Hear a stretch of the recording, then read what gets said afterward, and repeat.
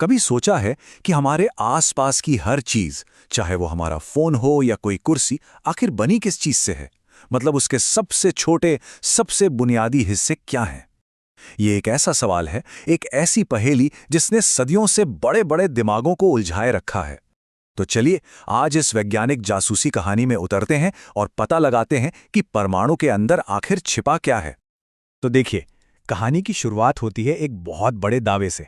एक वैज्ञानिक थे डॉल्टन। उन्होंने कहा कि परमाणु ही पदार्थ का सबसे छोटा कण है। मतलब उसे और नहीं तोड़ा जा सकता, वो अविभाज्य है, इंडिविजिबल है। पर क्या ये सच था? बस इसी एक सवाल ने एक ऐसी वैज्ञानिक खोज को जन्म दिया जिसने हमारी दुनिया को हमेशा हमेशा के लिए बदल कर रख दिया। हमारी इस पड़ताल में हम कई अहम पड़ावों से गुजरेंगे। सबसे पहले देखेंगे कि अविभाज्य परमाणु की सोच को चुनौती कैसे मिली। फिर आएगा थॉमसन का दिलचस्प तरबूज मॉडल। उसके बाद रदरफोर्ड का वो मशहूर प्रयोग जिसने सब कुछ पलट दिया। और फिर बोर ने आके चीजों को संभाला और हमें परमाणु की असली पहचान से रूबरू कराया। और मजे की बात यह है कि परमाणु को तोड़ने का पहला सुराग किसी बहुत बड़ी फैंसी लैब से नहीं, बल्कि रोजमर्रा की जिंदगी से मिला। अच्छा, कभी ध्यान दिया है कि जब सूखे बालों में कंघी करते हैं तो बाल कैसे खड़े हो जाते हैं, या कंघी कागज के छोटे टुकड़ों को खींच लेती है? ये जो स्थैतिक बिजली या स्टैटिक इलेक्ट्रिसिटी है, इसने वैज्ञानिकों को सोचने पर मजबूर कर दिया। भाई, ये चार्ज या आवेश आ कहां से रहा है? इसका तो एक ही मतलब हो सकता था कि परमाणु अविभाज्य नहीं है, उसके अंदर भी कुछ छोटे छोटे चार्ज वाले कण मौजूद हैं। तो पहला बड़ा ब्रेक थ्रू मिला 1886 में, जब ई गोल्डस्टीन ने केनाल रेज खोजी, जो असल में पॉजिटिव चार्ज वाली किरणें थीं। इसी से आगे चलकर प्रोटॉन के बारे में पता चला। और फिर आए जे थॉमसन, जिन्होंने नेगेटिव चार्ज वाले इलेक्ट्रॉन की खोज की। अब तस्वीर बिल्कुल साफ थी। डाल्टन का मॉडल अधूरा था, परमाणु के अंदर कुछ और भी था। ठीक है, तो अगर परमाणु को तोड़ा जा सकता है, तो सवाल ये था कि वो अंदर से दिखता कैसा है। इस सवाल का जवाब देने की पहली कोशिश की जे थॉमसन ने। ये हैं जे थॉमसन। इलेक्ट्रॉन की खोज इतनी बड़ी बात थी कि उन्हें इसके लिए नोबेल पुरस्कार से नवाजा गया। और अपनी इसी खोज के बाद उन्होंने दुनिया के सामने परमाणु का पहला मॉडल रखा, ये बताने के लिए कि ये पॉजिटिव और नेगेटिव चार्ज परमाणु के अंदर रहते कैसे हैं। तो क्या था उनका मॉडल? इसे प्लम पुडिंग या तरबूज मॉडल भी कहते हैं। बस एक तरबूज की कल्पना कीजिए।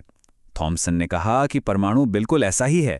जो तरबूज का पूरा लाल हिस्सा है वो पॉजिटिव चार्ज का गोला है, और जो काले काले बीज उसमें धंसे हुए हैं वो है नेगेटिव चार्ज वाले इलेक्ट्रॉन। कितना सरल और शानदार आइडिया था, है ना? इस मॉडल की दो सबसे जरूरी बातें थी। पहली, पूरा परमाणु एक पॉजिटिव चार्ज का गोला है जिसमें नेगेटिव इलेक्ट्रॉन चिपके हुए हैं। और दूसरे, जितना पॉजिटिव चार्ज है उतना ही नेगेटिव चार्ज भी है। मतलब दोनों एक दूसरे को बैलेंस कर देते हैं, और इसीलिए परमाणु पर कोई नेट चार्ज नहीं होता, वो न्यूट्रल होता है। थॉमसन का मॉडल काफी हद तक सही लग रहा था, लेकिन विज्ञान की दुनिया में हर थ्योरी को कसौटी पर परखा जाता है, और अर्नेस्ट रदरफोर्ड ने इसे परखने के लिए एक ऐसा एक्सपेरिमेंट डिजाइन किया जिसने परमाणु के बारे में हमारी पूरी सोच को ही बदल कर रख दिया। रदरफोर्ड का सेटअप बड़ा सीधा साधा था। उन्होंने बहुत तेजी से चलने वाले पॉजिटिव चार्ज वाले अल्फा कणों की बौछार की सोने की एक बेहद पतली पन्नी पर। यह पन्नी इतनी पतली थी कि उसमें मुश्किल से 1000 परमाणु की मोटाई रही होगी। और फिर उन्होंने बस ये देखा कि पन्नी के दूसरी तरफ ये कण कहां जाकर टकराते हैं।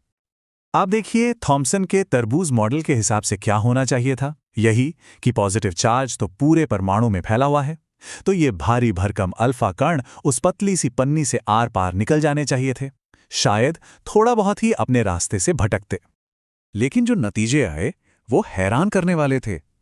पहली बात तो ये कि ज्यादातर अल्फा कण सच में सीधे ही निकल गए, बिना किसी रुकावट के। इससे एक बहुत बड़ी बात पता चली कि परमाणु का ज्यादातर हिस्सा तो एकदम खाली है।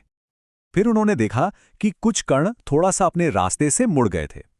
अब क्योंकि अल्फा कण खुद पॉजिटिव थे, इसका मतलब था कि उन्हें कोई दूसरी पॉजिटिव चीज ही धकेल रही थी, और वो चीज फैली हुई नहीं थी, बल्कि किसी एक जगह पर इकट्ठा थी।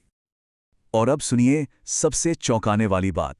लगभग हर 12,000 कणों में से एक कण पन्नी से टकराकर सीधा 180 डिग्री पर वापस आ गया, जैसे किसी दीवार से टकराकर गेंद वापस आती है, बिल्कुल वैसे ही। रदरफोर्ड ने खुद इस हैरानी को बयां करते हुए कहा, ये नतीजा उतना ही अविश्वसनीय था जैसे आप एक तोप का गोला टिश्यू पेपर पर चलाएं और वो वापस आकर आपको ही लग जाए। ये हो कैसे सकता था? इसका सिर्फ एक ही मतलब था, थॉमसन का मॉडल गलत था। इस एक प्रयोग ने परमाणु की पूरी तस्वीर ही बदल दी। परमाणु अब कोई नरम सा तरबूज नहीं था। रदरफोर्ड ने बताया कि परमाणु का सारा पॉजिटिव चार्ज और लगभग पूरा का पूरा वजन एक बहुत ही छोटी, बहुत ही घनी जगह में सिमटा हुआ है, और उन्होंने इस केंद्र को नाम दिया नाभिक, यानी न्यूक्लियस। रदरफोर्ड का मॉडल एक बहुत बड़ी कामयाबी थी, लेकिन इसमें भी एक बहुत बड़ी गड़बड़ थी। उस समय की फिजिक्स के हिसाब से ऐसा परमाणु स्थिर हो ही नहीं सकता था। समस्या ये थी कि फिजिक्स के नियम कहते थे कि अगर कोई नेगेटिव चार्ज वाला इलेक्ट्रॉन एक पॉजिटिव नाभिक के चारों ओर घूमेगा तो वो लगातार ऊर्जा छोड़ेगा और धीरे धीरे एक स्प्रिंग की तरह घूमता हुआ नाभिक में जाकर गिर जाएगा। मतलब परमाणु तो खत्म हो जाएगा। पर ऐसा तो होता नहीं है, परमाणु तो स्थिर होते हैं। तो गड़बड़ कहाँ थी? इस पहेली को सुलझाया नील्स बोर ने। उन्होंने दो बड़े ही क्रांतिकारी आइडिया दिए। पहला कि इलेक्ट्रॉन हर कहीं नहीं घूम सकते, वो सिर्फ कुछ खास फिक्स्ड ऑर्बिट या कक्षाओं में ही घूम सकते हैं। और दूसरा, जब तक वो अपनी इन खास कक्षाओं में हैं, वो कोई ऊर्जा नहीं खोते।